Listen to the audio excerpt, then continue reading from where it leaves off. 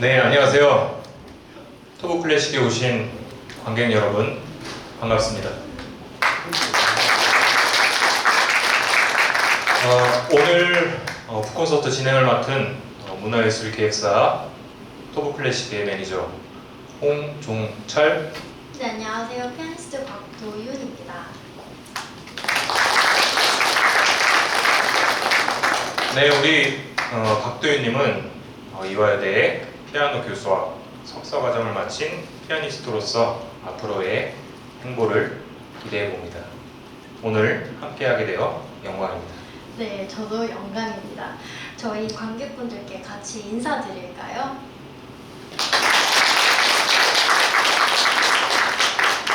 네, 오늘 인생의 겨울을 지날 때 슈베르트 겨울 나그네 해석 북콘서트는 현재 교수이자 작가 그리고 철학자이신 최순영 박사님과 약 1시간 정도의 토크 형식으로 여러분들과 함께 진행해볼까 합니다.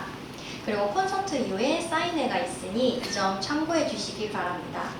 관객분들께서는 휴대전화 및 전자장비는 잠시 매너 모드로 바꿔주시면 감사하겠습니다.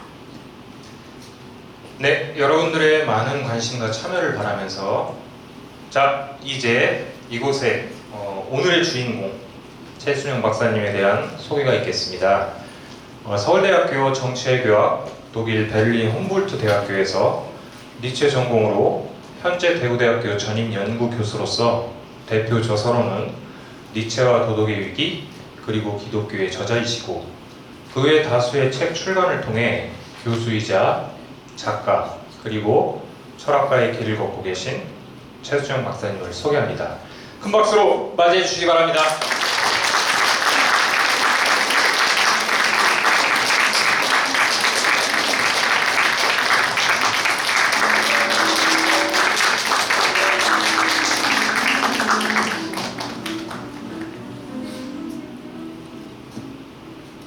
네, 박사님 안녕하세요. 오늘 관객분들께 간단한 인사 한 말씀 부탁드리겠습니다. 예, 이 주중이고 바쁜 시간에도 불구하고 이렇게 시간을 내어주셔서 저희 북콘서트에 와주신 여러분께 진심으로 감사드립니다. 여러분 정말 감사합니다. 네, 자 그러면 박사님 자리를 옮겨서 본격적으로 북콘서트 시간을 가져볼까요?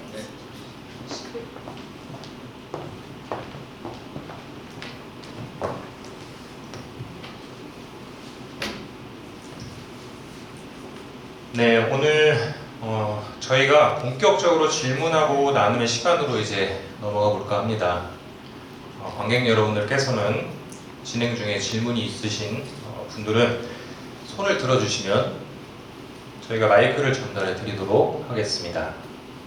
네, 그럼 제가 먼저 질문해 보도록 하겠습니다. 박사님은 어떤 계기를 통해서 겨울 나그네를 접하게 되셨고 또 겨울 나그네에 빠져들게 되셨을까요? 네, 제가 책 앞에 서문에 써놨습니다만은 여기 오늘 경남고등학교 선후배 우리 동기들 이러고 와 계십니다만 제가 고등학교였습니다. 저는 부산의 경남고등학교 나왔는데 음악 우리 실이 꼭대기 옥상에 있었는데 우리 음악 선생님 지금도 성함이 생각납니다. 문수일 선생님이라고 하시는 선생님이 겨울 나그네를 틀어주셨는데 그때 6번째 홍수라고 하는 바스 플루트라고 하는 곡이 있는데 그 곡이 요즘 말로 제 마음에 팍 꽂힌 거예요. 그래서 바로 가가지고 테이프 있죠. 옛날에 선음 테이프 있지 않습니까? 그 테이프를 사가지고 본격적으로 듣기 시작하고 또 그때 우리 경남고등학교 문과반이 독일어가 제2 외국어였습니다. 그래서 독일을 배우고 있었는데 그 독일어 실력을 가지고 겨울 나그네 텍스트를 해석하면서 막 따라 부르고 했던 기억들이 납니다.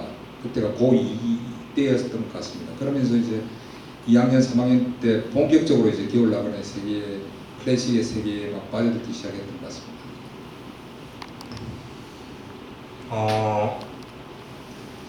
박사님 그 1번 곡이 그 제목이 잘 짜였는데 박사님이 그 겨울 나그네를 들으시면서 이 클래식 음악의 대표적인 작곡가들 모차르트, 바흐, 또 베토벤 같은 작곡가들과 슈베르트의 음악적 전달력은 조금 다른 것 같다는 생각이 들기도 하는데 이 부분에서 박사님 개인적으로 슈베르트는 어떤 작곡가인지 한 말씀 부탁드립니다. 예, 우리가 슈베르트가 낭만주의의 시작이라는 것은 잘 알고 있습니다. 근데 우리가 정말 낭만주의가 뭔가는 잘 모르는 것 같습니다. 그래서 저는 낭만주의가 뭔가 그 시대사적 배경과 음악적 내용에서 어떤 면에서 달라지는가 이런 것을 책에서 밝혔습니다. 그렇기 때문에 제가 이제 철학자의 슈베르트 겨울나그네 해석이라고 했는데요.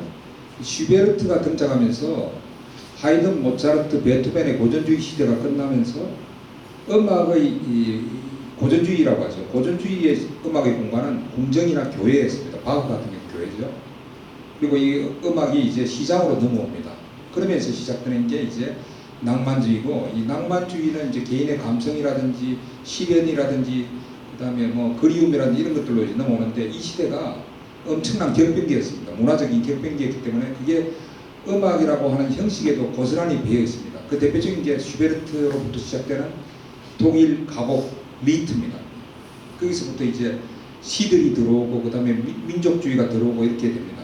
그러니까 여기서 제가 길게는 말씀 못 드린다면 책을 보시면은 그 낭만주의라고 하는 것이 어떤 시대죠? 메테르니 시대였습니다. 그때 나폴레옹 전쟁이 패배로 끝나고 보수 반동 체제인 메테르니 체제의 핵심이 비엔나인데, 비엔나에서 산 게 슈베르트예요.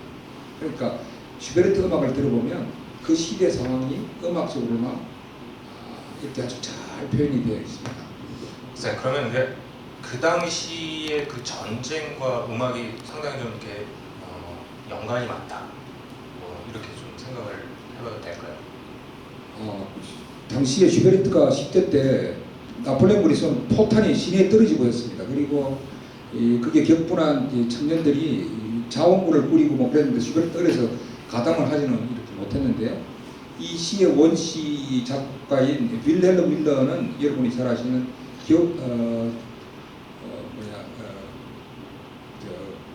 무슨 책이죠? 독일인의 사랑을 쓴 무슨 밀러죠? 갑자기 이렇게 기억나네요. 독일 막스 밀러의 아버지입니다. 네, 막스 밀러의 아버지인데 그 막스 밀러가 그런 이야기를 했습니다. 스웨덴 시인 친구한테 이 시대에 행동할 수 없는 사람은 이렇게 흐느낄 수밖에 없다 이런 얘기를 합니다. 그래서 여기서 말하는 겨울은 우리가 유신 시대를 겨울공화국이라고 부르지 않습니까? 그런 메타포적 의미를 담고 있습니다. 그러니까 아주 억압적인 시대였습니다. 메테르니 시대는 이제 검열도 심했고 슈베르트도 작품이 금지당하기도 하고 제목도 바뀌기도 하고 그랬습니다. 그리고 실제로 슈베르트가 경찰서에 끌려가서 훈방 조치를 받고 선배는 한 14개월 정도 구속되어 있다가 쫓겨납니다. 비엔나 바깥으로. 그러니까 여러분 이런 상황을 알고 여기서 말하는 절망이나 가난이나 뭐 시련이나 이런 걸 알고 듣는 것이랑 모르고 듣는 것은 큰 차이가 있죠. 이 안에 도움이 되신다면 우리가 겨울 공화국 할 때 그 겨울이라는 의미가 이 겨울에 담겨 있다는 겁니다. 그게 이제 윌헬름 밀러가 말한 이 시대에 행동할 수 없는 자는 이렇게 흐느낄 수밖에 없다냐 이렇게 친구가 말한 이유가 될 것 같습니다. 네, 그럼 저희 이 곡 한번 들어보면 좋을 것 같은데요, 부장 박사님. 그럼 이 곡을 여러분 들어보시면 슈베르트 가곡의 특징이 그 전에 노래들은 이제 슈베르트로부터 이제 가곡이 성격이 좀 바뀌는데요. 그 전에는 이 가곡이라고 하는 노래는 성가 같은 게 대표적입니다. 교회에서 부르는 게 그냥 가사를 떠받쳐주는 부속적인 역할밖에 안 하는데 슈베르트부터 음악 피아노 반주라든지 이런 것들이 독자적인 의미를 갖습니다. 그리고 슈베르트가 피아노를 통해서 심리적 상황과 그리고 역사적 상황은 아니더라도 이 정황이라고 하는 것을 아주 묘사를 잘하고 있습니다. 지금 듣게 될 첫 번째 곡을 우리가 독일어로 게리트라고 합니다. 가는 노래라고 하는데 첫 번째 노래가 프렘트 비니 아인게 쪽에 프렘트 비니 아우스게 쪽에 뭐 이렇게 나오는데 걸어가는 거를 왼손 피아노 반주가 이렇게 잘 묘사 둥둥 이렇게 잘 묘사하고 있습니다. 그 부분을 한번 들어보시면 나그네가 이제 사랑하는 사람의 집을 떠납니다. 그것도 몰래 떠나요. 떠나면서 이 대문에다가 안녕 구태낙 하고 떠나면서 시작되는 노래가 이 노래인데 이 노래로부터 이제 사랑하는 사람의 집을 떠나면서 나그네의 아주 고통스러운 여행이 시작됩니다. 한번 들어보시겠습니다.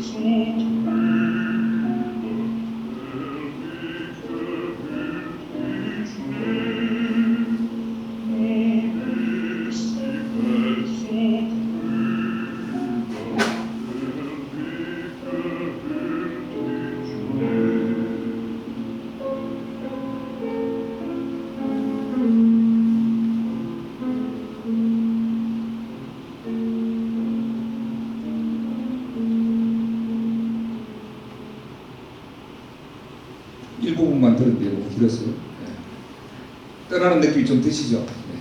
박사님, 근데 잠깐 제가 질문을 하나 좀 드리고 싶은 게 지금 대중적인 어떤 슈베르트의 겨울나그네 곡과는 좀 다른 어떤 좀 다운된 느낌의 이런 곡인데 이게 어떤 곡인지 혹시 짧게 좀 설명 한번 부탁드릴 수 있을까요? 네, 이 곡이 이제 24곡 중에 처음 시작되는 곡이죠. 아까도 잠시 말씀드렸는데 이 24곡은 좀 연결성이 있습니다. 그러니까 이 두 사람이 사랑에 빠져서 가사에 아까 나왔죠. 이제 결혼 이야기까지 나왔는데 결국 이 여자는 하고 신분 차이가 되고 안 맞는 겁니다. 가난한 나그네니까 이제 두 번째 노래가 풍량기라고 하는 노래인데 두 번째 노래를 보면은 풍량기는 독일에서 이제 바람을 가리키는 닭 모양이 그려져 있는 바람의 방향을 가리켜주는 어떤 지붕에 달려 있는 어떤 철 모양인데 그 부잣집에만 달려 있어요. 두 번째 노래를 보면 마지막 가사가 당신의 아이는 부잣집 신부라네 이렇게 하면서 이제 떠나갑니다. 그리고 세 번째 노래가 탁 턴을 합니다. 그러니까 풍량기를 볼 때는 사랑하는 여인의 집을 보고 있죠. 세 번째 노래 볼 때는 턴을 하면서 눈물이 뚝뚝 떨어지는 노래입니다. 그래서 세 번째 노래가 제목이 얼어붙은 눈물이라는 뜻인데 그 곡도 처음 전주가 떨어지는 눈물을 기가 막히게 묘사를 하고 있습니다. 이런 거를 알고 듣는 거랑 모르고 듣는 거는 천지 차이죠. 잠시 좀 박사님이 제가 이제 질문을 드린 부분이 조금 오해가 있으셨던 것 같은데 제가 이제 이 곡을 처음 들었을 때는 곡이 너무 좀 이렇게 밝지 않다. 목소리가 이제 밝은 성악가들도 있잖아요. 그래서 좀 저 역시도 조금 오해했던 부분이 있었는데 독일은 이 풍으로 부른다고 하더라고요. 그래서 어떻게 보면은 이 톤이나 아니면 분위기가 독일은 완전히 다르다. 좀 이 점을 좀 참고해 주시면 되실 것 같아요. 그리고 그 질문이 여러분들도 같이 참여하실 수 있습니다. 그래서 편안하게 마이크 이제 말씀하시고 질문 같이 하시면 될 것 같습니다. 예. 그럼 잠시 짧게 말씀드리면은 지금 나오는 가수가 한스 호터라고 하는 가수인데 이 사람은 베이스입니다.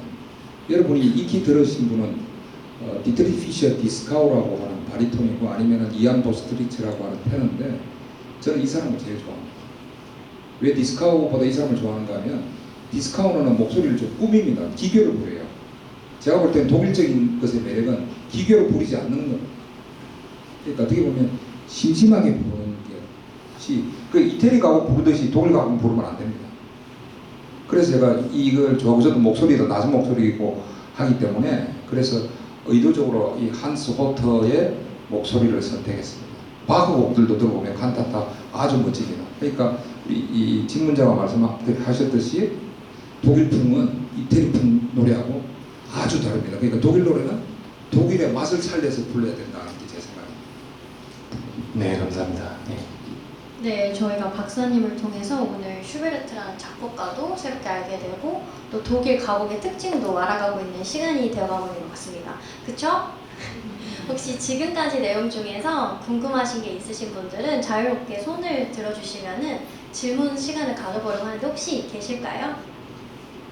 네, 그러면 바로 다음 질문으로 넘어가 보겠습니다. 저희가 슈베르트 겨울 나그네 중에서 5번 보리수 곡이 가장 유명한 곡이에요. 그래서 이 곡에 대한 질문을 저희가 빼놓을 수가 없는데요. 자, Der Lindenbaum, 이 보리수라는 곡은 처음에 피아노 전주가 아주 돋보이는 그런 곡이에요.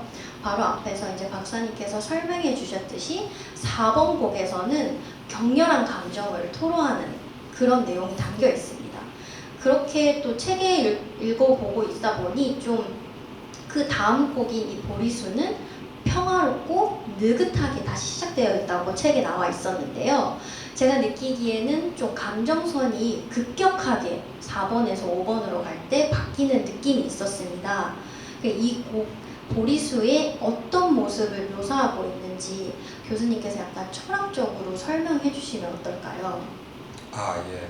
제가 1, 2, 3번을 이제 말씀드렸고 4번째 노래가 얼어붙음이라고 하는 노래인데 이게 눈물이 겨울이니까 얼어붙는 거예요. 그러니까 4번 노래는 아주 격한 감정이 터지는 겁니다. 이제 눈밭에서 눈이 이제 떨어지면서 눈밭에 눈물이 떨어지면서 얼고 막 이런 건데 곡이 전반적으로 무겁지만 무거운 노래만 쭉 부르면 맥이 풀려버리죠. 그래서 슈베르트가 곳곳에 밝은 느낌의 곡들을 넣고 분위기를 반전도 시키기도 하는데 네 번째 노래까지는 단조의 무거운 노래인데 처음으로 장조의 노래가 나오는 게 보리수입니다.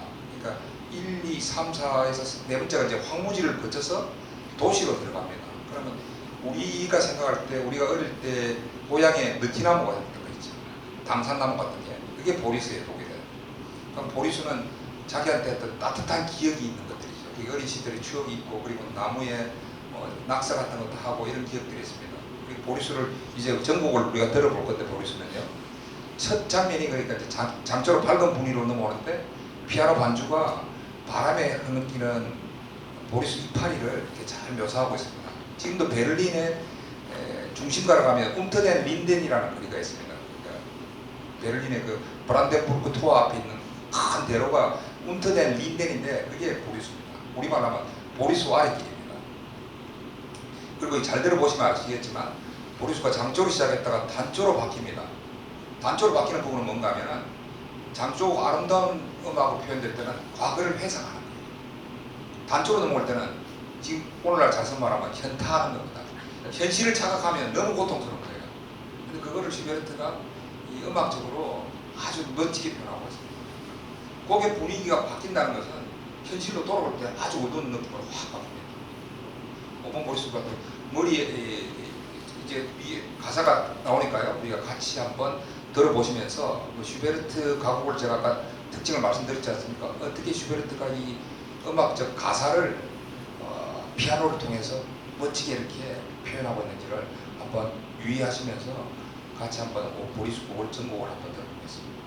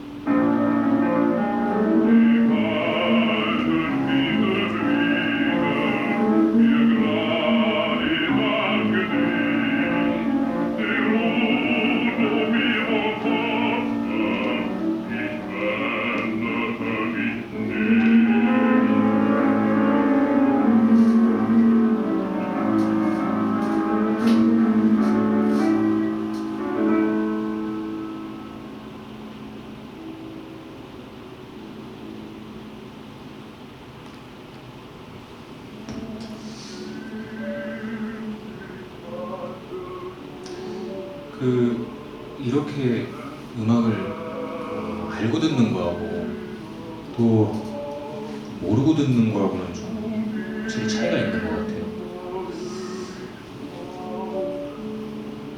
박사님, 제가 음악을 더 들어보고 다음 질문 넘어가겠습니다.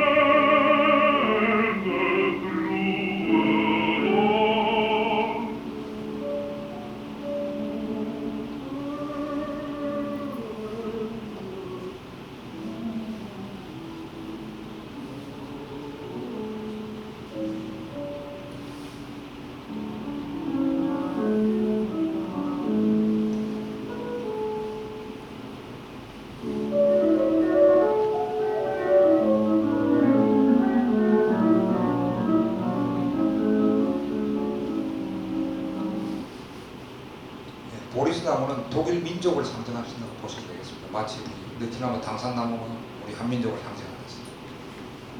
네, 박사님. 음악에 너무 심취하다 보니까 제가 질문으로 빨리 넘어가고 싶어가지고 중간에 좀 끊었습니다.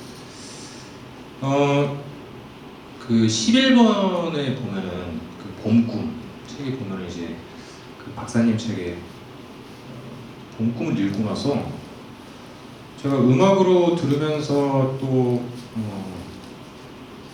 이 곡을 들으면서 저는 20세기의 그 작곡가 이고르 스트라빈스키가 이런 말을 했는데요. 음악에서는 그냥 듣기와 주의 깊게 듣기가 있다 라고 얘기했는데, 클래식 음악이라는 게 항상 청중에게 꼭 경청의 태도를 요구하는 것 같더라고요. 클래식 음악만의 어떤 매력이라고 볼 수도 있고, 19세기 작곡가였던 로베르트 슈만이 이런 얘기를 했어요. 청각에 대해서 경청하지 않으면은 소리에 대한 인간의 감흥 능력은 향상되지 않는다 라고 했는데, 이 시대가 저는 좀 박사님께 여쭤보고 싶은 게, 이 시대가 지금 관심이라는 결핍이 좀 심한 걸로 저는 좀 체감을 해요. 조금 무거운 질문일 수도 있겠습니다만은, 결국에 관심이라는 단어가 인류의 어떤 전쟁과 평화 같은 모든 과정과 또 결과의 출발점이라고 하는 이야기인 것 같거든요. 박사님은 지금 현 시대에서 클래식 음악이 국가와 또 개인에게 어떤 역할을 하고 있다라는 생각을 좀 갖고 계신지 한 말씀 부탁드립니다. 뭐 음악뿐만이 아니라 요즘 시대가 이제 깊이 있게 들어가고 책도 정독을 안 하는 시대이지 않습니까? 음악도 깊이 있게 물론 당연히 들어야지 이 보이겠죠. 특히 이제 가곡 같은 경우는 가사가 있는데 가사를 알고 듣는 거랑 모르고 듣는 것이 이제 천지 차이겠죠. 네. 그리고 음악이라고 하는 것은 뭐 동서양을 막론하고 플라톤 공자에서도 마찬가지지만 중요한 종교 행사라든지 교육 과정에서 빠지지 않는 아주 중요한 역할을 하죠. 그리고 우리 생활에 음악이 필수적인데, 여러분 카페 가면 음악 없는 카페 보셨습니까? 본 적은 없는 것 같습니다. 그러니까 음악이라고 하는 것은 우리 삶의 기저를 깔고 있고, 그리고 음악은 언어와 다르게 초이성적인 그리고 어떤 무의식적인 영역을 형성하고 있는 영역이기 때문에 저는 이제 그런 표현을 쓰고 싶습니다. 우린 태어날 때 울면서 태어납니다. 음악적으로 태어나지 태어나면서부터 말하지는 않습니다. 이게 음악이 가지고 있는 어떤 의미라고 저는 생각합니다. 그러니까 소리와 함께 태어났다, 이렇게 생각하십니다. 사람은 매우 슬플 때 울거나 기쁠 때 웃거나 음악적으로 표현하지 언어로 표현하지 않습니다. 참 중요한 말씀을 하셨네요. 네, 소리로 태어난다. 한 가지 좀 더 질문을 드리면, 13번 곡의 우편 마차, 제목 12번 곡을 한번 들어보고 갈까요? 11번 아, 곡. 12번 11번 곡 본꿈도 알겠습니다. 한번 준비를 했는데 본꿈도 마찬가지입니다, 여러분. 본꿈도 아주 밝은 분위기의 느낌이 드는데 가사가 닭이 울었을 때 내가 깬다라고 되어 있거든요. 그러니까 10번 곡이 나그네가 너무 힘든 길을 가다가 산속을 지나고 도깨비불을 밤에 이제 밤새 헤매다가 산속 문막에 숲군의 운막을 발견해요. 거기서 쉬는 겁니다, 혼자서. 쉬다가 꿈을 꾸는데 꿈이 너무 달콤한 거예요. 근데 꿈이 깨는 순간에 닭이 울 때 깹니다. 그럼 까마귀가 울기 시작합니다. 그러니까 그 제가 아까 현타라고 했죠. 현타는 장면을 피아노가 얼마나 멋지게 묘사하는가. 그러니까 이 까마귀가 나오고 닭이 울 때 확 바뀝니다, 분위기가. 이 확 바뀌는 분위기를 피아노가 이제 이 성악을 통해서 슈베르트가 얼마나 멋지게 묘사하고 있는가를 잘 느껴보시기 바랍니다. 그리고 이 11번 곡 가사가 정말 아름답습니다. 밀라가 썼는데 여러분 겨울에 요즘은 아파트라 잘 안 그러는데 겨울에 추우면은 차에 눈꽃이 핍니다. 근데 그 눈꽃을 보면서 나그네가 이제 뭐 이야기하는데 너희들은 나를 비웃지 겨울에 눈을 봤다고 하는 뭐 이런 가사들이 나옵니다. 그런 가사도 아름다운 가사들도 한번 음미해 보시면서 한번 감상해 보시기 바랍니다.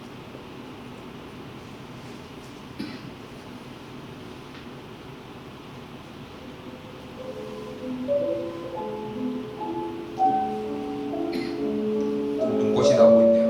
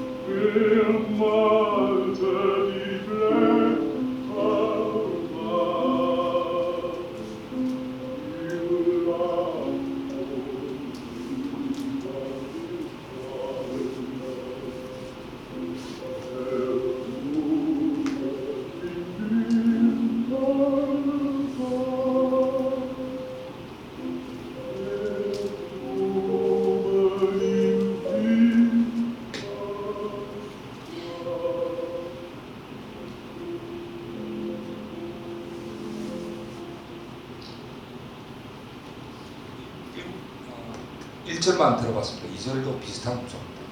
슈베르트의 마술적 공부를 좀 하시겠습니다. 가사와 이 음악적인 대조가 아주 잘 느껴지시죠? 네, 혹시 뭐 좀 이 부분이 궁금하다 아니면 뭐 질문하시고 싶으신 분들은 마이크를 드릴 테니까 질문하셔도 좋을 것 같습니다. 자, 박사님 그 13번에 제가 5편 마차 아까도 참 왜 이렇게 궁금하게 많은지 모르겠어요. 선생님 좀 클래식 음악이 되겠어요. 자, 어쨌든 이제 책 내용 중에서 제가 5편 마차에서 잊고 싶어도 잊지 못하는 것이 시련이며 또 시련은 멈추지 않는 그리움이다 라고 하셨는데 저는 그 부분에서 동경이라는 단어 그리고 그리움이라는 단어는 이게 서로 이렇게 좀 묶여있지 않을까 좀 단어만 다를 뿐이지 사실은 좀 묶여있는 단어가 아닌가 싶은 좀 그런 마음이 들더라고요. 그래서 좀 박사님도 말 못할 좀 어려운 시간이 있으셨을 텐데 기억에 남는 박사님의 이야기를 좀 짧게나마 들어볼 수 있는 시간이면 좀 어떨까 싶습니다. 아, 예, 저한테도 아주 혹독한 겨울이 있었습니다. 저 독일에서 유학할 때였는데, 그때가 96년 겨울이었습니다. 지금도 확실히 기억나는데, 그때 시련도 당하고, 그 다음에 여러 가지 우울증도 좀 심해지고 이래가지고, 여기 토보클래식 그때 우리 사장님, 제 친구 김경빈 사장님 그때 비엔나에서 유학 중이었는데, 제 혼자 건강이 감당이 안 돼가지고, 비엔나에 가서 한 3주 정도 요양을 한 적이 있습니다. 그때 이제 친구들이 저를 많이 돌봐줬는데, 그때 친구 집에 이렇게 누워있는데, 그 집이 슈베르트가 산 집 같은 느낌이 막 드는 거예요. 슈베르트가 집주인이 집세 받으러 올라온 발자국 소리가 들리는데, 그 발자국 소리 같은 게 저 바깥에서 들렸던 기억이 납니다. 그래서 제가 그때 비엔나에서 건강을 결국 회복 못하고 한국 와가지고 한 6개월을 쉬었는데, 그게 저한테는 가장 혹독한 인생의 시련기였고, 그걸 겪고 나니까 그 다음에는 웬만한 거 와도 그냥 견딜만 하더라고요. 그때보다 더 밑으로 내려가지는 않는다 싶은 게, 그래서 제가 회복하고 나니까 그 다음에 저희 아버지가 암이 걸려서 돌아가셨어요. 그러니까 또 한 2년 공부를 못하고, 그런 과정을 통해서 제가 느꼈던 것은 제가 유학을 떠날 때는 5년이만 하고 돌아왔는데 9년이 걸렸습니다. 그러니까 삶에서 내 마음대로 안 되는 게 훨씬 많다는 것을 받아들이는 것, 그걸 알기까지 많은 고통이 저한테 왔던 것 같고, 그걸 배우면서 인생에서 마음대로 안 되는 게 되는 것보다 훨씬 많구나는 걸 알게 되면서 제가 얻은 수학은 조금 겸손해지지 않았나 싶습니다. 제가 나름대로 프라이드 공부도 많이 했는데, 이게 잘된 것도 운이 따라줘야 되는 거라 이렇게 생각했습니다. 그러니까 운이 따라줘야 좀 도움이 좀 된다. 인생에서 운이 차지한 비중이 아주 크기 때문에 잘 돼도 교만하지 말고 못 돼도 비관하지 말자, 이런 생각을 하게 된 거죠. 근데 참 지금 말씀하신 거 들으면서 저도 지금 박사님에 대해서 좀 알게 되는 부분이, 제 개인적으로 이제 슈베르트의 그 감성과 어떤 이제 참 깊고 그 여린 어떤 감성이라고 해야 될까요? 어쨌든 그 선율이 좀 박사님과 조금 일치하는 부분이 있지 않나, 좀 그런 생각을 하게 됩니다. 죄송합니다. 마이크가. 네, 지금 마이크가 자꾸 떨어졌네.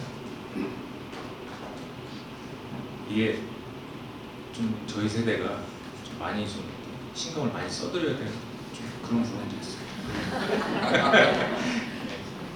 네, 즐겁습니다. 예, 좋아요. 또 질문. 네, 13번 우편 맞춰 저희 곡을 아직 못 들어갔는데 박사님.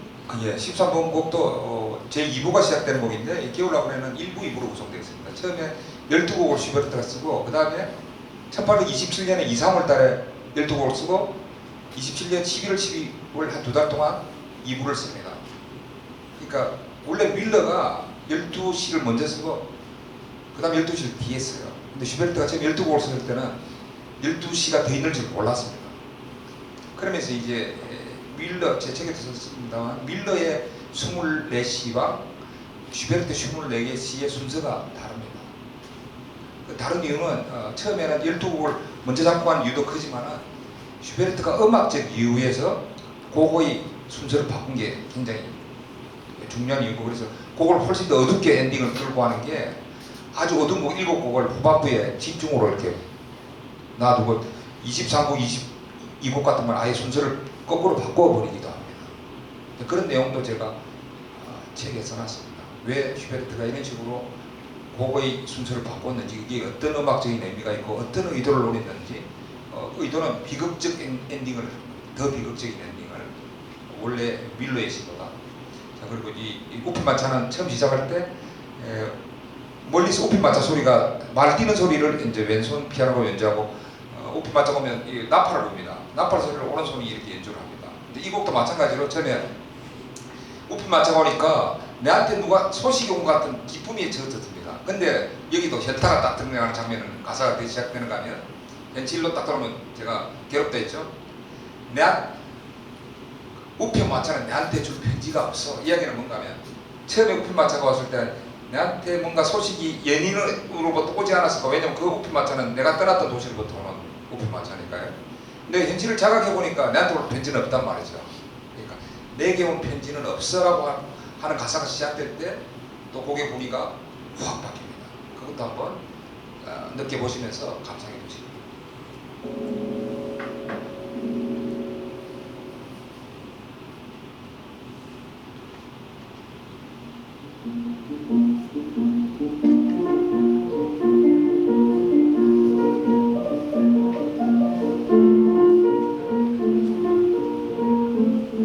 Vor der Straße hier ein Posthorn fliegt. Was hat es, dass es so aufregt, mein Herz? Was hat es, dass es so aufregt, mein Herz, mein Herz? Gott, keinen Lieb für dich, du hast recht, so nennt so wunderlich. Mein Herz, mein Herz. Die Post bringt keinen Brief für dich, mein Herz, mein Herz. Du hast recht, so nennt so wunderlich. Mein Herz, mein Herz. 네, 음악. 네, 잠시. 예, 1절만 그려봤습니다. 예.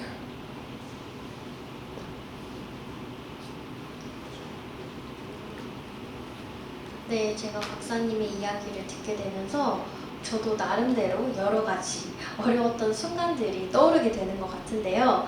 여기 오신 분들도 말 못할 어려운 순간들이 떠오르실 것 같아요. 그래서 이 책을 통해서 저희가 공감을 함께 하게 되는 것 같습니다. 이 책에서 16번 곡 Letzte Hoffnung, 마지막 희망이라는 부분을 읽어보니까 이 곡은 떨어지는 낙엽음을 묘사하고 있다라는 내용이 있더라고요. 그리고 악보에 보면 빠르기 말이 Nicht zu geschwind로 너무 빠르지 않게 연주하라. 이렇게 독일어로 지시어가 나오고 있습니다. 사실 이전까지는 이탈리아어로 지시어가 많이 나왔는데 슈베르트 가곡에서는 독일어 지시어가 좀 많이 나오는 것 같아요, 박사님. 네, 그렇습니다. 이게 낭만주의의 영향입니다. 그러니까 낭만주의가 민족주의 영향을 받았다고 했죠. 그러니까 원래 이탈리아어로 이제 템포를 지시하지 않습니까? 뭐 우리가 잘 아는 모데라토라든지. 근데 박자의 템포를 독일어로 처음 쓴 사람이 슈베르트입니다. 어디서부터 처음 쓰는가 하면 가곡 악보에 쓰기 시작해요. 슈베르트의 기악곡에는 잘 안 보이는데, 그 다음에 슈만을 보면은 슈만부터는 교향곡에도 이제 악장의 템포가 나타나기 시작합니다. 그 다음에 이제 브루크라든지 말러 가면은 기악곡의 템포가 독일어로 나타나죠. 그러니까 슈베르트가 음악사에서 제가 이제 큰 변화를 나타낸다고 했죠. 슈베르트로부터 음악의 템포가 이탈리아어가 아니라 독일어로 나타나기 시작한다는 점도 슈베르트 음악이 가지고 있는 음악사적인 의미라고 할 수 있습니다. 그리고 이제 마지막 잎새는 희망은, 여러분 마지막 잎새라는 문학작품 아시죠? 그거하고 좀 비슷한데, 마지막 희망을 보는 거예요. 이제 겨울에 잎사리가 하나 달랑달랑 붙어 있는데 이제 그 앞에 낙엽이 떨어지다 하나가 딱 남은 거예요. 그 마지막 잎새가 떨어지는 순간 나그네도 땅바닥에 엎드리면서 오열하는 장면입니다. 이 곡은 별로 길지 않기 때문에 끝까지 들어봐도 좋을 것 같은데, 이 곡이 제가 볼 때는 16번 곡이 아마 전주에서 슈베르트의 어떤 멋짐을 가장 잘 표현해주는 곡이 아닌가. 앞으로 보면 오른손 왼손이 교차 연주를 이렇게 하게 돼 있는데, 떨어지는 낙엽을 아주 멋지게 묘사했고, 아까 제가 말씀하셨잖아요. 마지막 잎새가 안 떨어지기를 막 바라는 거예요, 나그네가. 근데 이게 뚝 떨어지는 순간 나그네도 땅바닥에 엎드리면서 오열합니다. 그 마지막 잎사리가 또 떨어지는 장면도 음악적으로 슈베르트가 아주 멋지게 묘사하고 있습니다. 한번 들어보도록 하겠습니다.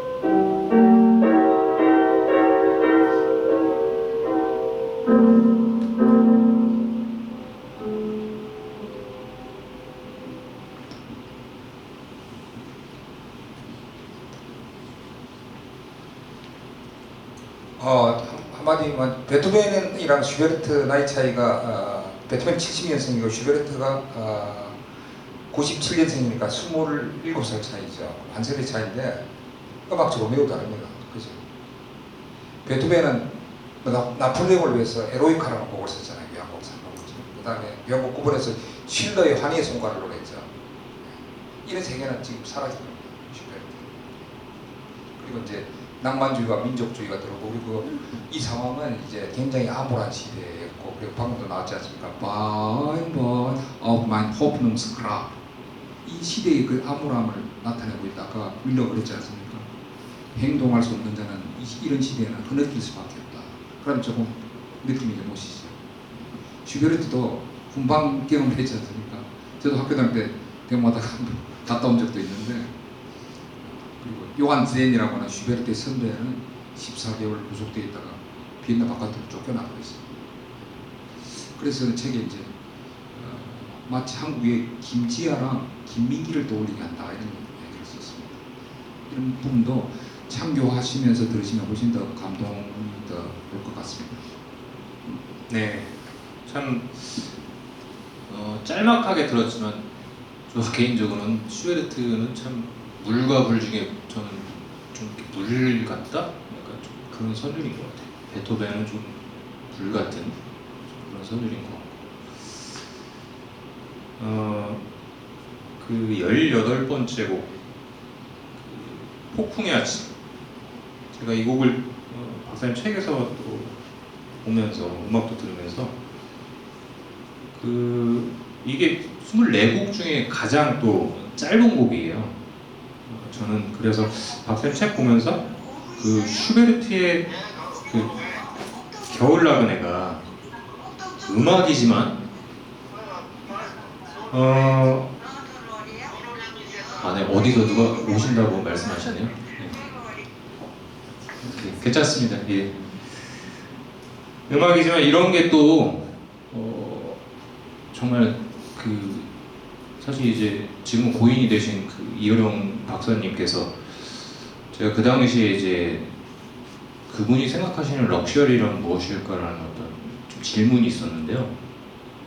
그분이 이제 좀 저한테는 조금 기가 막힌 답변을 내놓으셨는데 무슨 브랜드가 아니고 이야기가 있는 인생이라고 말씀하시더라고요.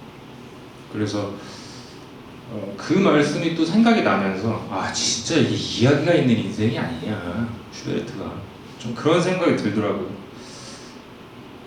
그 책에서 말씀하셨지만 슈베르트가 보냈던 그 비더마이어 시대와는 좀 다르게 지금 우리나라나 아니면 이제 전 세계적으로 자본주의 또 상업주의 시장에서 우리가 정말 끝없는 어떤 경쟁을 만드는 부분이 있는데 좀 자존감보다 자존심이 좀 부각이 더 돼 있는 지금 이 시대의 젊은이들, 젊은 세대들이 이 부분에서 자신에게 어떤 이야기를 가지고 인생을 살아가야 좋을지 저는 지금 여기서 우리 박도현 피아니스트가 지금 20대인데 저희 피아니스트한테 질문을 좀 먼저 드리고 박사님한테 좀 여쭤보고 싶습니다. 한 말씀 해주실 수 있을까요?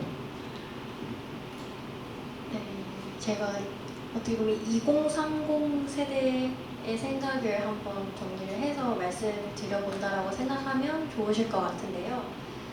제 생각에는 요즘 젊은 세대, 특히 젊은 사람들이 힘든 이유가 바로 끝없는 경쟁이 만들어지고 있는데 그 속에서 끝없는 정보들이 쏟아져 나오고 있는 시대인 것 같다고 생각을 했습니다. 그래서 그렇게 많은 정보들 속에서 흔들리지 않고 또 자신만의 생각으로 꿋꿋이 걸어 나가는 것이 참 어려운 것 같은데요. 그럴 때 오늘 이 박사님의 책 내용을 떠올리면 좋을 것 같다라는 생각이 들었습니다. 여기 계신 분들을 포함해서 많은 사람들이 묵묵히 겨울 나그네와 같이 자신의 길을 걸어갔던 슈베르트처럼 나의 인생길을 걸어갈 수 있었으면 좋겠다라는 생각이 들었습니다. 그래서 네, 이렇게 말씀드리면 될까요? 네, 좋습니다. 참 준비한 멘트지만요. 저는 참 이 얘기가 지금 세대를 또 대변하고도 있고 또 참 진솔한 얘기가 아닌가 그런 생각이 개인적으로 좀 들더라고요. 네, 박사님 혹시 박사님은 어떤 생각이신지? 예. 겨울 나그네를 들으면서 제가 받는 위안은 내보다 더 힘든 놈도 있구나 합니다. 그리고 아무런 희망이 없어도 끝까지 가는 놈이 있구나. 그러다 보면 뭔가 보일 수 있겠구나. 그러니까 우리가 뭐 SNS 이런 거 보면 결국은 우리가 보면 스트레스 받는 이유가 보면 다 편집했지만 아주 잘 나가는 모습만 보여주지 않습니까? 이렇게 인생의 어두운 면을 그리고 망가진 면을 힘든 면을 쫙 정갈하게 보여주지 않습니까? 겨울 나그네 24곡 중에 단 한 곡도 다른 사람과 이야기하는 장면이 없습니다. 마지막 곡만 마음속으로 길거리에 있는 그 풍금쟁이 거리한테 마음속으로 이야기를 하는 게 답니다. 그리고 우리가 18번 곡 폭풍의 아침 같은 경우도 보면은 나그네가 위로를 받는 거는 자연입니다. 근데 자연은 기억을 자연이에요. 눈 오고 폭풍 치고 바람 불고 춥고 막 이러는데 마을에서는 상처를 받아요. 오히려 겨울에 그 눈 덮인 설원이나 산에서 오히려 겨울 나그네가 위로를 받습니다. 저는 이런 점이 슈베르트의 겨울 나그네라 이제 다른 저 같은 경우는 개인적으로는 가장 힘들 때는 차이콥스키의 비참을 듣는데 차이콥스키가 그걸 써보면 9.15에 죽었기도 하지만은 좀 그런 것도 방금 말씀하신 대로 이런 인간도 끝까지 버텼다, 끝까지 살아갔다 그런 것을 받는 위로라고 할까요? 그런 점이 그리고 나한테 공감을 해주는 거잖아요. 내가 슬플 때 나랑 같이 슬퍼해 주는 것 이런 것이 이제 슈베르트 겨울 나그네를 비롯한 음악이 갖고 있는 힘이지 않을까 싶습니다. 여러분 제가 한 가지 좀 짧게 질문을 드리고 싶은 게 생겼는데요. 음악이 나를 공감해 주는 걸까요? 아니면 내가 음악을 공감하는 걸까요? 이게 근데 답은 없는데요. 좀 자기만의 어떤 답이 있다면 좀 더 풍성한 음악을 좀 그렇게 좀 듣지 않을까 개인적으로 생각이 듭니다. 네. 18번 곡 박사님 한번 들어보세요. 18번 곡도 들어보시면은 피아노로 천둥과 번개를 묘사하고 있습니다. 번쩍하는 거하고 천둥 내리치는 장면을 묘사하고 있고 24곡 중에서 가장 짧은 곡이고 18곡 전곡이 마을에서라고 하는 곡입니다. 마을에서 막 개들이 짖고 사람들은 잠들고 마을에서는 어떠한 위로도 못 받습니다. 그래서 아침에 이제 들판으로 나갔는데 폭풍이 치는 거예요. 아침에 오히려 거기에서 나그네는 편안함을 느낍니다. 우리 또 제 구덕산호회라고 우리 고등학교 선후배 가는 등산회 가 있는데 산에 갔을 때 우리 산에서 받는 위로 같은 게 있지 않습니까? 겨울 산이 특히 멋있지 않습니까? 그런 거 하고 물론 이제 여기서 겨울 나그네는 혼자 다니는 거죠. 그리고 24곡은 아무런 대화 상대자가 없고 사람으로부터는 소외받고 오히려 위로는 자연으로부터 받습니다. 그리고 여기 또 번개 치고 폭풍이 불고 천둥이 치는 장면을 묘사하고 있습니다. 한번 들어보시겠습니다.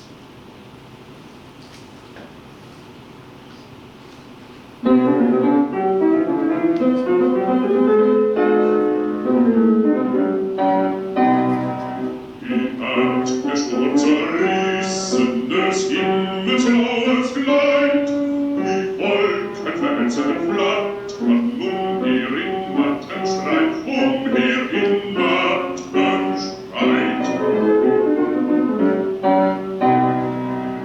Und Feuerflamme zieht zwischen ihnen hin, das nenn ich einen Morgen zu Recht nach meinem Sinn.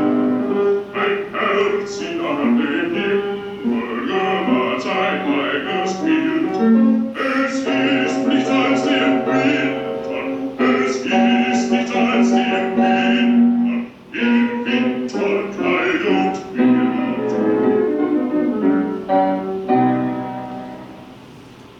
잘 들으셨습니까? 방금 따라단단 이게 번개가 치고 뒤에 천둥이 팍 치는 것을 이렇게 묘사하고 있습니다.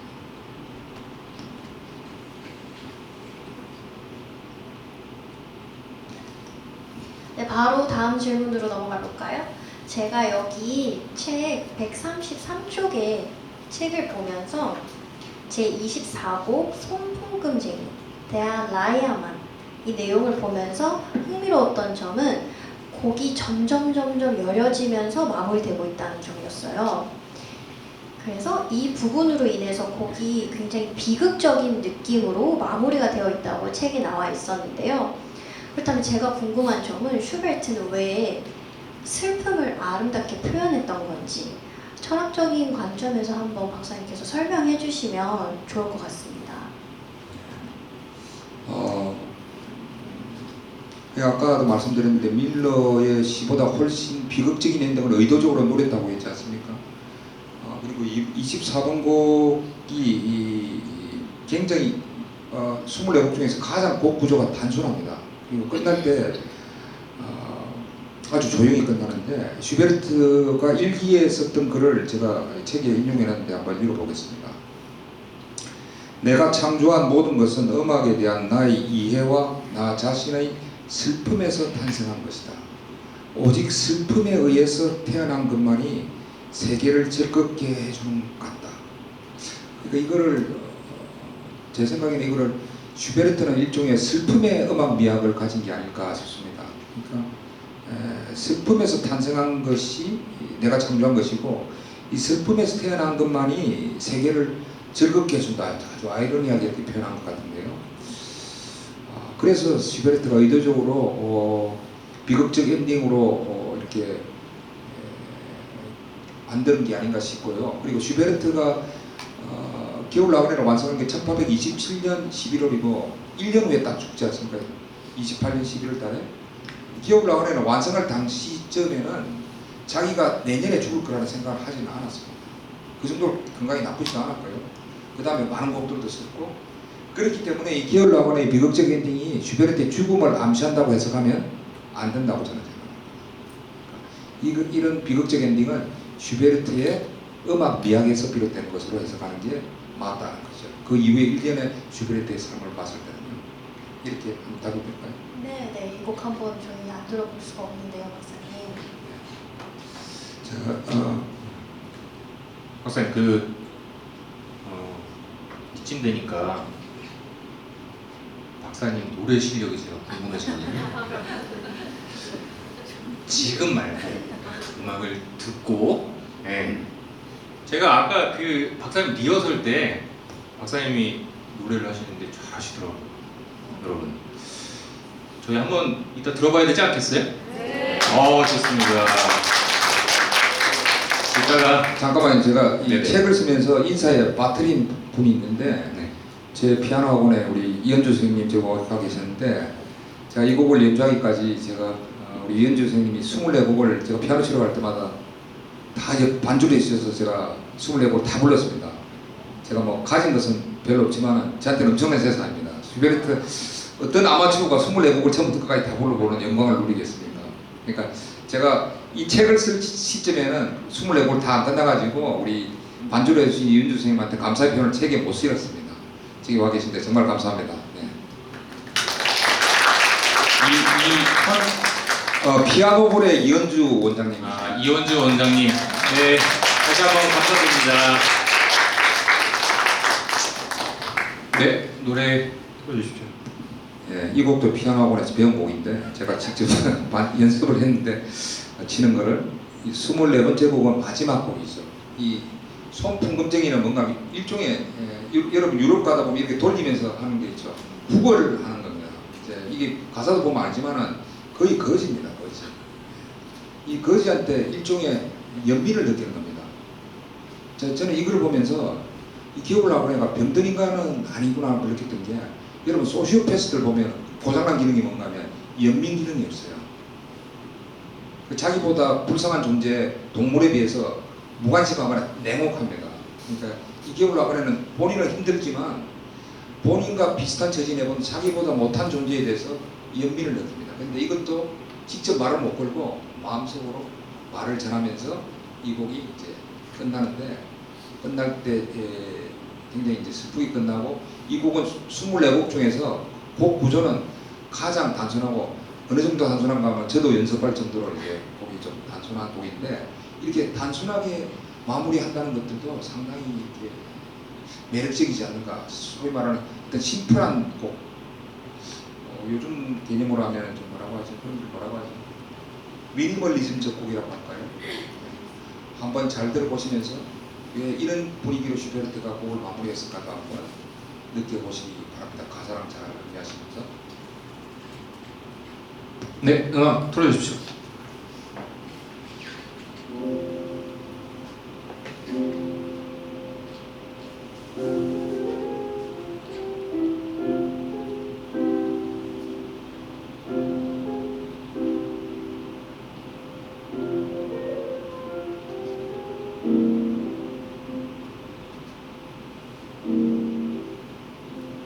In der Wolke steht ein Leichenmann.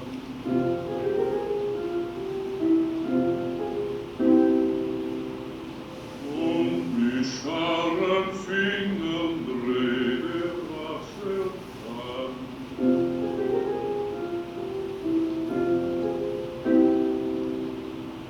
Argus auf dem Eisenbahn hin und her.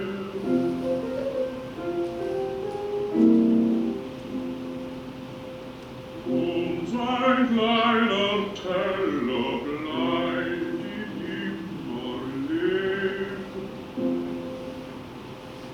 Und sein kleiner Teller bleibt ihm immer leer.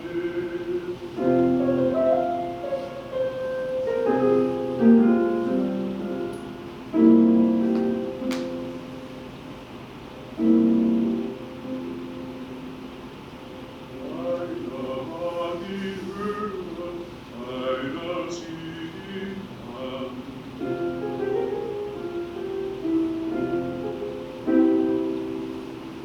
Und die Hunde knurren den alten Mann.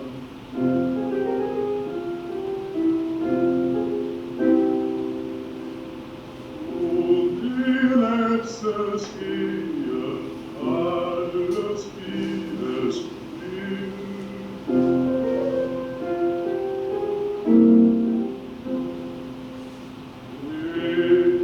Und seine Leier stehen nimmer still.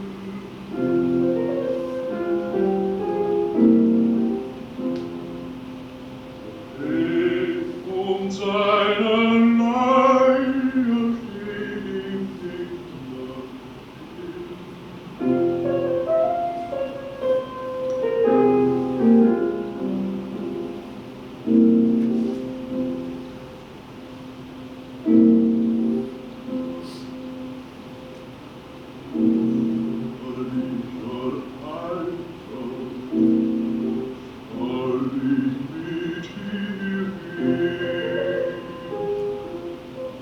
Willst du meine Lieder, deine Leier drehen?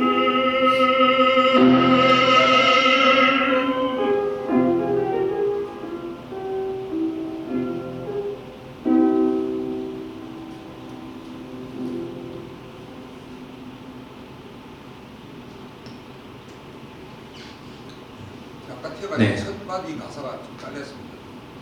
아, 지금 이 음악을 잠깐 들으면서 저도 사실 이제 짧게 말씀드리면 이 곡을 한번 저도 연습해서 불러는 봤는데요. 그때 어떤 마음이었냐면 음악이 어려운 거는 둘째고 이 음악이 주는 그 가사의 어떤 내용이 나랑은 안 맞는 것도 있지만 내가 이 감정을 소화를 못하겠다라는 어떤 약간의 좀 뭐라 그래야 될까요? 조금 좀 아쉬움이 남더라고요. 참 노래가 좋은데 이 음악을 정말 정성 다해서 불러보고 싶다는 그게 내 뜻대로 되지 않을 때 음악 하시는 분들이 참 대단하다. 좀 개인적으로 좀 그런 생각이 좀 들기도 했습니다.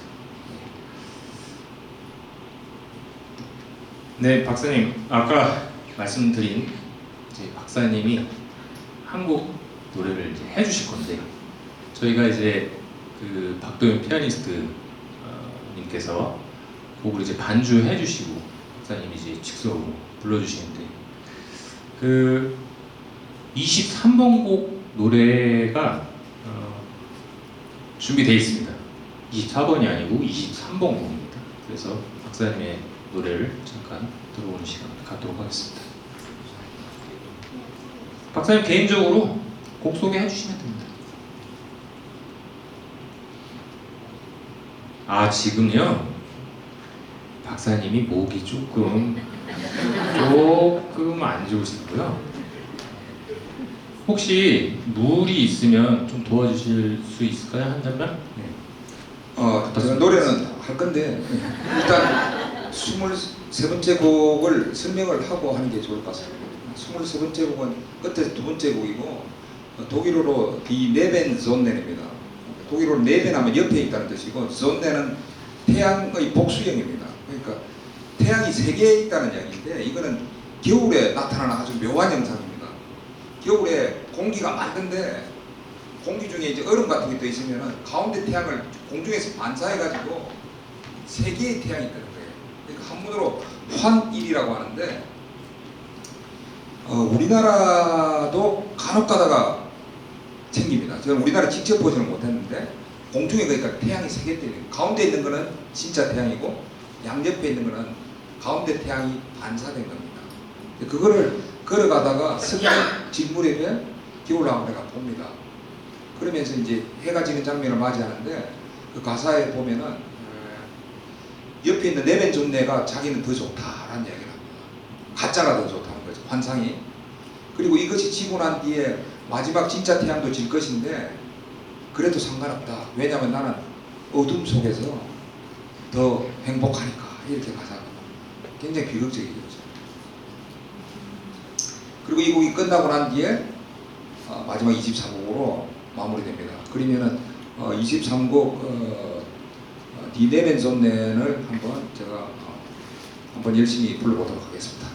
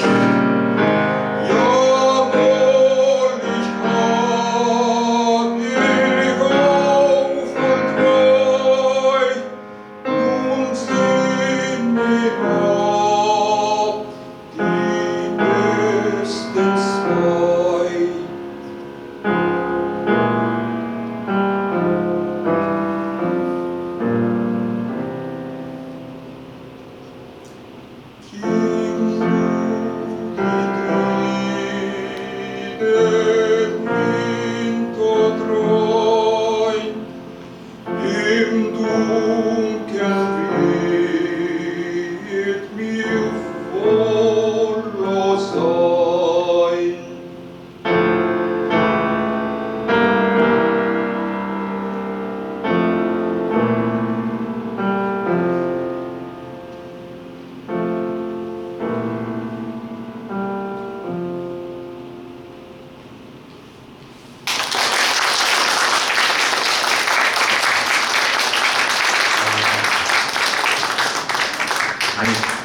박사님 노래 실력이 예사롭지 않으시네요.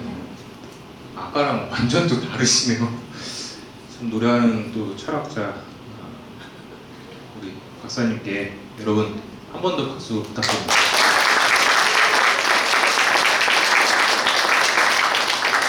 제가 니체를 전공했는데 니체가 서양 철학을 소크라테스로부터 비롯된 합리주의를 비판하면서 이런 이야기를 합니다. 춤추는 소크라테스, 노래하는 소크라테스를 이야기를 하는데 저기서 본인은 노래도 별로 안 하고 춤도 별로 안 췄어요. 그래서 미쳤습니다. 저는 미치기 싫어서 노래하고 춤도 추고 그럽니다. 잠시만요. 저기 박사님을 쫓는 누군가가 또 있는 것 같아요. 되셨나요? 아, 괜찮습니다. 네. 너무 좋아서 네. 녹음하다. 잘하셨습니다. 괜찮습니다. 유튜브로 네. 만들고 있으니까 너무 많아요. 아 그래요? 진짜 가지고 박사님 어디까지 말씀하셨죠? 그러니까 니체 아까 이야기를 하다 말았는데 아마추어가 좋은 게 그거 같습니다. 아마추어는 틀려도 상관없잖아요. 얼마나 좋습니까? 예. 프로는 틀리면 큰일 나죠. 자기 직업인데. 예. 아마추어는 뭐 즐길 수 있다는 점이 참 좋은 것 같습니다. 네, 오늘 북토크를 통해서 좋은 시간이 되셨으면 좋겠습니다. 오늘 콘서트를 마치고 책을 구매하신 분들께는 최순영 박사님께 자필 사인을 받을 수 있는 사인회가 진행될 건데요. 그리고 사진 촬영도 있죠, 박사님? 네. 함께. 네, 혹시 지금 오늘 콘서트에 대해서 아니면 오늘 음악을 들어보니까 내가 생각했던 거랑 조금 다르다 아니면 재미없어요, 재밌어요 아니면 다 괜찮습니다. 질문하시고 싶은 분들은 마이크 말씀하시고 질문해드리겠습니다. 오, 저쪽 저기 뒤에 계시네요. 한 분 계신데 저희가 마이크 전달해드리도록 하겠습니다. 네. 소중한 첫 질문이 들어왔는데요. 한번 들어보겠습니다. 박사님, 한번 일어나 주실 수 있으실까요? 그 콘서트를 잘 봤는데요. 너무 좋았었어요. 근데 제가 질문하고 싶은 게 한 가지 있는데 뭐냐면 이 연가곡이 모티브가 저기 되게- 죄송하죠. 조금 가까이 아, 해주실까요? 네. 그래서 감사합니다. 이 연가곡의 모티브가 되고 있는 게 제가 생각하기로는 고독과 절망이라고 할 수 있을 것 같아요. 근데 이게 또 아무리 괴로워도 인간이 사람답게 살려면은 그런 고독과 절망이 꼭 필요한 요소라고 저는 생각하는데 슈베르트 자신도 약간 이런 문제들을 결코 극복할 수 없다고 이렇게 얘기를 하는 거를 보게 되었어요. 그래서 박사님의 견해는 또 어떤지 궁금합니다. 네. 고독과 절망이 이제 분명히 이 겨울나그네에서 중요한 모티브이긴 한 것 같습니다. 책에도 썼지만은 슈베르트는 두 번에 쓴 시련을 당하는데 한 번은 첫 번째는 가난 때문이고 두 번째는 신분 차이 때문입니다. 메테른 시대에 결혼법이라는 게 있었어요. 슈베르트 정도의 수입을 가진 시민은 결혼을 하려면 수입을 증명을 해야 돼요, 정부에. 근데 자기 결혼하려고 하는 여자는 결국 그래서 이제 부잣집에 바닷가집에 시집을 가고요. 그 여자는 슈베르트가 했던 곡을 같이 노래도 부르고 했던 가수였습니다. 그러니까 교회에서요. 두 번째는 이제 신분이 높은 에스테라지 백작의 딸을 음감심성이 좋아한 거죠. 그래서 슈베르트 아드에 보면 뒤에 액자에 나오는 그 여자를 슈베르트가 짝사랑한 겁니다. 이제 이런 상황 속에서 이제 우리나라도 이제 독재 시절에 3S 정책이라 해서 스포츠, 스크린, 섹스 있지 않습니까? 이런 상황 속에서 성적으로는 또 풀어줬죠. 그래서 슈베르트가 친구 쇼버라고 하는 친구랑 따라서 사창가에 갔다가 결국은 매독에 걸리지 않습니까? 그 수시로 슈베르트가 왔다 갔다 했던 것 같습니다. 그 슈베르트도 고독이나 절망을 술과 그 다음에 사창가에서 어떻게 보면 이렇게 해결하려고 하다가 슈베르트가 33살에 죽지 않습니까? 그죠? 그리고 결국 그걸 잘 못 이겨서 결국은 술을 하고 이제 사창가로 왔다 갔다 하다가 올면 매독 때문에 결국은 죽음을 맞이한 것 같습니다. 그리고 고독과 절망이라고 하는 것은 참 풀기 쉽지 않은 문제인데 고독하고 절망 플러스 그 다음에 가난까지 겹쳐버리면 더 힘들지 않을까 싶습니다. 그런 면에서 이 시대랑 통하는 것 같습니다. 저는 오늘날 시대 20대들 보면 참 안 됐다는 생각이 들어요. 제가 대학 다닐 때도 별로 돈은 없었지만 우리는 취직도 별로 걱정 안 했던 것 같습니다.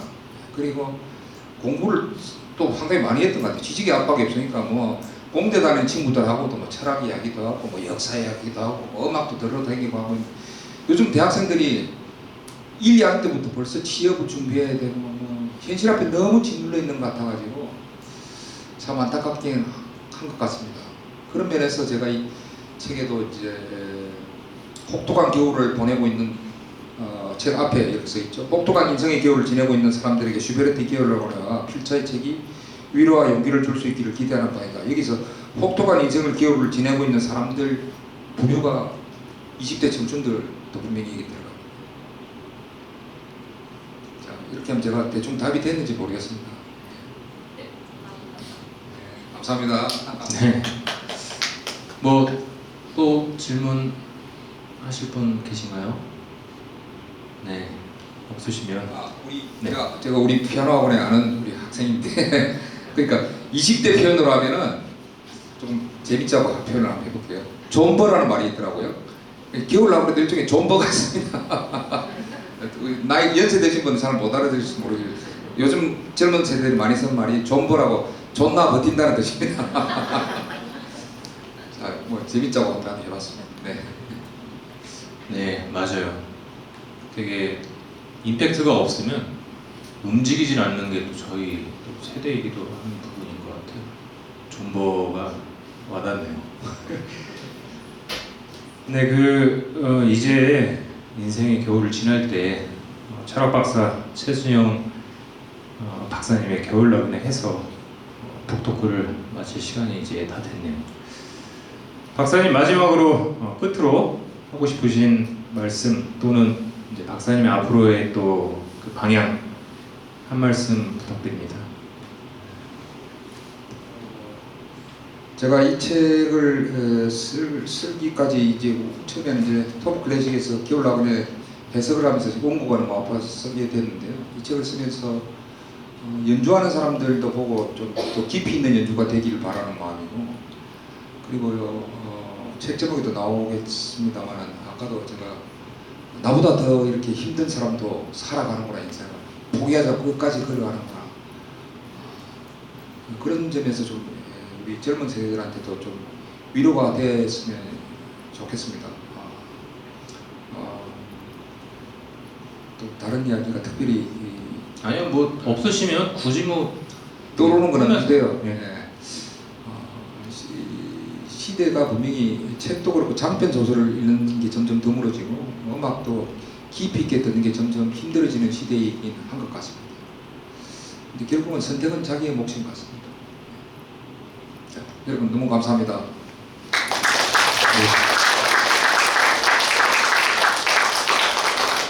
그러면 이제 오늘 이제 벌써 시간이 이제 1시간 반이 다 돼가는데요. 오늘 이 콘서트 마지막까지 저희들과 또 함께 해주신 최수영 박사님과 또 우리 함께 해주신 관객 여러분들께 진심으로 감사하다는 말씀을 드립니다. 우리의 인생에서 아름다움은 나 다음을 이야기합니다. 오늘 콘서트를 통해서요. 그리고 음악 예술을 통해서 이건 제 개인적인 생각이지만 우리 인생에서 오래된 것들에는 견뎌온 그 힘이 있다라는 또 생각을 하게 됩니다. 우리 각자의 삶에도 크고 또 작은 영향력을 주고 있는 작곡가 프란츠 슈베르트와 또 오늘 북콘서트의 주인공이신 최순영 박사님 그리고 오늘 이 자리에 귀한 시간 내셔서 참석해주신 관객 여러분들께도 다시 한번 진심으로 감사하다는 말씀을 전합니다. 또 끝으로 오늘 최순영 박사님의 저서 인생의 겨울을 지날 때 철학 박사 최순영의 슈베르트 겨울 나그네 해서 이 책을 구매를 원하시는 분들께서는요 이 현장 이곳에서 그리고 또 온라인을 통해서도요 구매 가능하시니까 가족이나 아니면 친구 그 외에 또 지인분들 이런 분들에게 선물하셔도 좋고 또 개인적으로 구매하셔서 책과 음악을 통해서 좋은 시간 가지시면 좋겠습니다. 네, 오늘 토북 클래식 주간 최순영 박사님의 인생의 겨울을 지날 때 철학 박사 최순영의 슈베르트 겨울 나그네 해석은 여기까지입니다. 함께해 주신 여러분 감사합니다.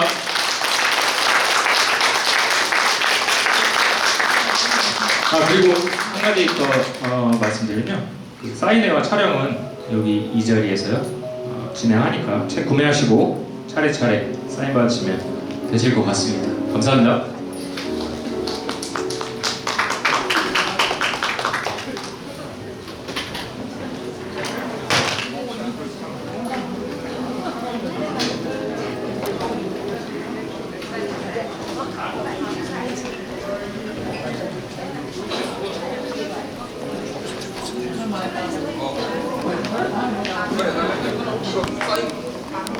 나중에